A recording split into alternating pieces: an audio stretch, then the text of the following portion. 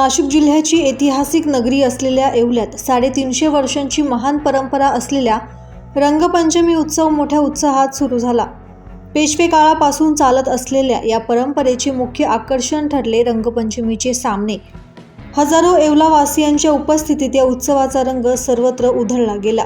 येवल्याच्या मातीत संस्कृती आणि परंपरा आजही तितकी जिवंत आहे याची प्रचिती रंगपंचमीवरून आली। 350 वर्षांचा वारसा जपत यंदाही रंगपंचमीच्या उत्सवाला ढोल ताशांच्या गजरात सुरुवात झाली। या उत्सवाचे खास वैशिष्ट्य म्हणजे शहरात 2 ठिकाणी होणारे पारंपरिक सामने। पहिला सामना टिळक मैदान येथे पारंपरिक पद्धतीने पार पडतो, तर दुसरा सामना डीजे रोड परिसरात रंगतो। हे सामने पाहण्यासाठी केवळ येवल्यातूनच नव्हे तर ग्रामीण भागातूनही हजारो उत्सव प्रेमींनी मोठी गर्दी केली। अबालवृद्धांपासून ते तरुणांपर्यंत प्रत्येक जण रंगात न्हाऊन निघाला।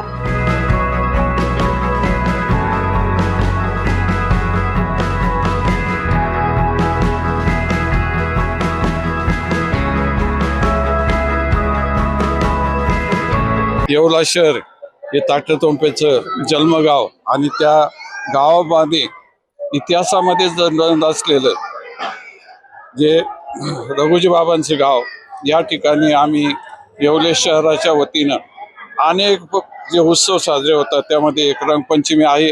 बाहेर गावाहून सुद्धा पाहुणे लोक येऊन या ठिकाणी रंगपंचमीचा उत्साहाचा आनंद घेत असतात। कालांतराने हा उत्सव भविष्य काळात सुद्धा असाच चालू राहावा अशी आम्ही सद्गुरूचरणी प्रार्थना करतो। प्रेम, उत्साह, आनंद याचं प्रतीक म्हणजे रंगपंचमी।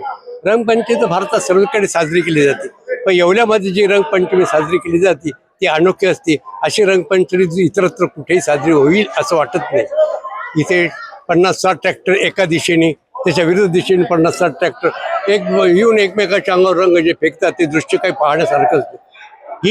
ही प्रथा आमच्याकडे जवळजवळ 200-250 वर्षापासूनची जी प्रथा चालू आहे ती आजही आमच्या तरुणांनी टिकून ठेवलेली। हा आनंद, हा उत्साह आणि प्रेम इतरत्र कुठेच दिसत नाही। आणि हा उत्साह इतका असतो की वर्षभर याच्यातून जो काही प्रेरणा मिळते ती वर्षभर टिकते आणि कुठेही बोध लागता, कुठेही काही न होता भांडण मारण होते, ही रंगपंचमी होते। एक रंगपंचमीचा सामना टिळक मैदान होतो आणि दुसरा सामना डीजे रोडवर होतो। दोन्हीकडे शांत चित्ताने चालतात। रंगपंचमीच्या सर्वांना अधिक शुभेच्छा। दैनिक भ्रमरसाठी प्रतिनिधी दीपक सोनवणे, येवला।